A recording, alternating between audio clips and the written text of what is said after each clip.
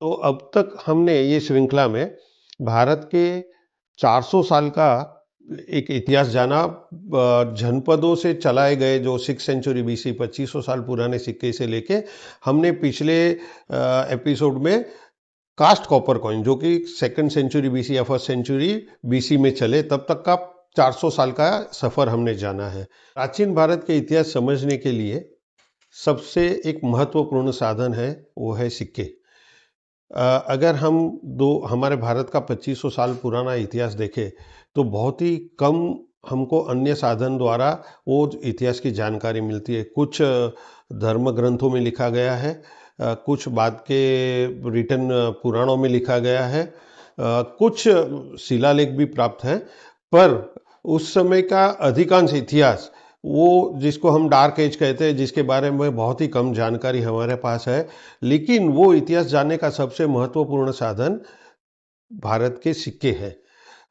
जैसे कि हमने आपको बताया कि जो मगध का महान साम्राज्य एक सेंट्रली रन स्टेट बोलते हैं, सेंट्रल पावर जिसको कहते हैं, जो मौर्य साम्राज्य द्वारा स्थापित किया गया, वो मौर्य साम्राज्य के अंतिम कुछ सालों में साम्राज्य का काफ़ी विघटन होना शुरू हो गया था और धीरे धीरे दूर सुदूर इलाकों के लोग जो अलग अलग राज्य व्यवस्था जन्मी, उसमें से एक राज्य व्यवस्था के बारे में आज हम जानेंगे जिसको कि भारतीय सिक्का शास्त्र के इतिहास में, भारतीय सिक्का शास्त्र के लैंग्वेज में उसे हम ट्राइबल कॉइन कहते हैं, मतलब कि गण राज्यों द्वारा चलाए गए सिक्के।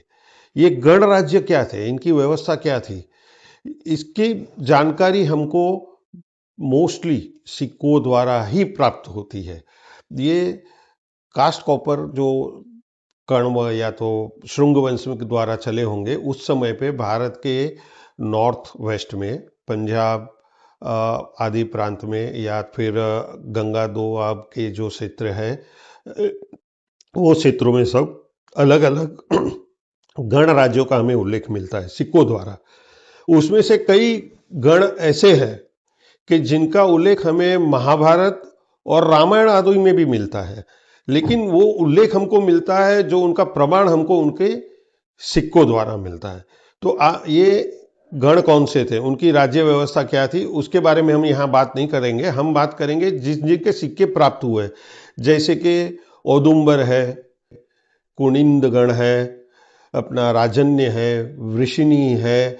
वृष्णि वंश ये यदुवंश का माना जाता है कि जिनके वृष्णि वंश के भगवान कृष्ण और जैनों के तीर्थंकर नेमिनाथ ये वृष्णि वंश के थे, ऐसा माना जाता है। अर्जुनायंस है, शूद्रकास है, मालव्स है, यौधे है। इसमें कई गण जो थे वो आयुधजीवी थे, मतलब कि मर्सिनरी जो लड़ाई के, जैसे यौधेय कॉइन के ऊपर हमको चिन्ह अंकित मिलता है भगवान कार्तिकेय का। भगवान कार्तिकेय माना जाता है कि देवों की सेना के सेनापति थे।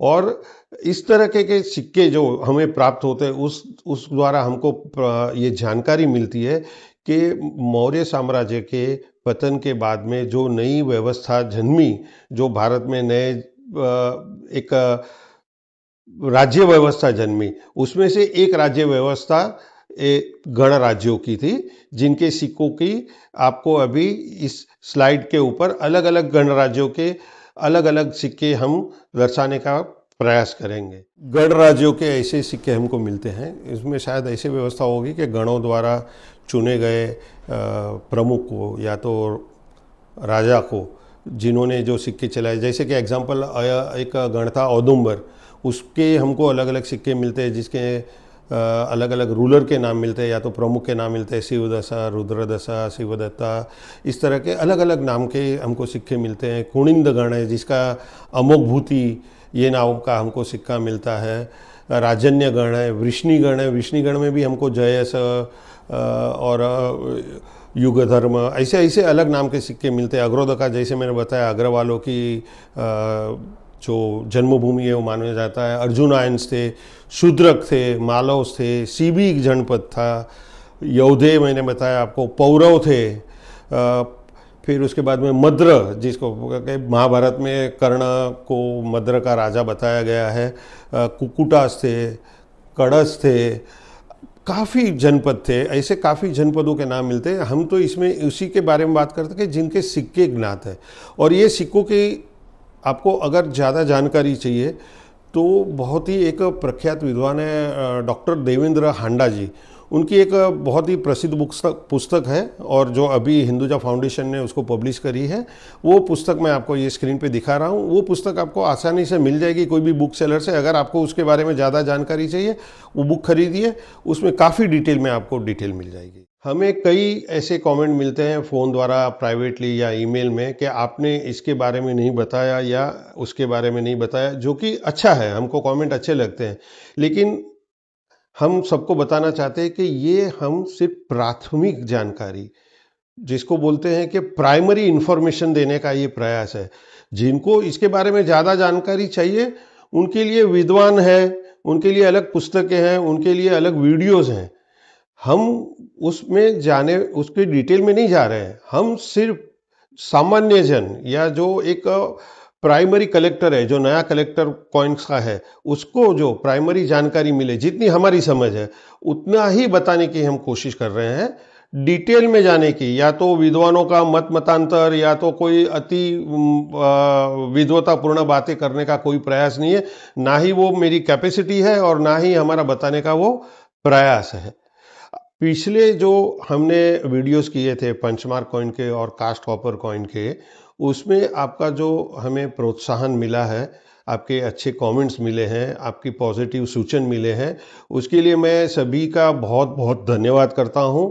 आपके इसी तरह के सुझाव या कमेंट्स या अन्य कोई चीज़ जो हमारी त्रुटि है वो भी हमें बताएंगे तो हम उसको पॉजिटिवली सुधारने की कोशिश करेंगे। तो आपका ऐसा ही आशीर्वाद और ऐसा ही प्रोत्साहन हमें आगे के वीडियो में भी मिले। इसके बाद वाले वीडियो में हम, जैसे इस वीडियो में हमने ट्राइबल द्वारा चलाए गए, ट्राइबल गण राज्यों द्वारा चलाए गए सिक्के की जानकारी दे रहे हैं। अगले एपिसोड में हम देखेंगे कि भारत में एक नई व्यवस्था, जैसे गण राज्य थे ऐसे सिटी स्टेट, मतलब कि नगर राज्यों की भी एक व्यवस्था जन्मी। वो नगर व्यवस्था के जो राज्य जन्मे, उनके सिक्के कैसे थे, उनके सिक्कों के बारे में हम जानेंगे। तब तक धन्यवाद, थैंक यू।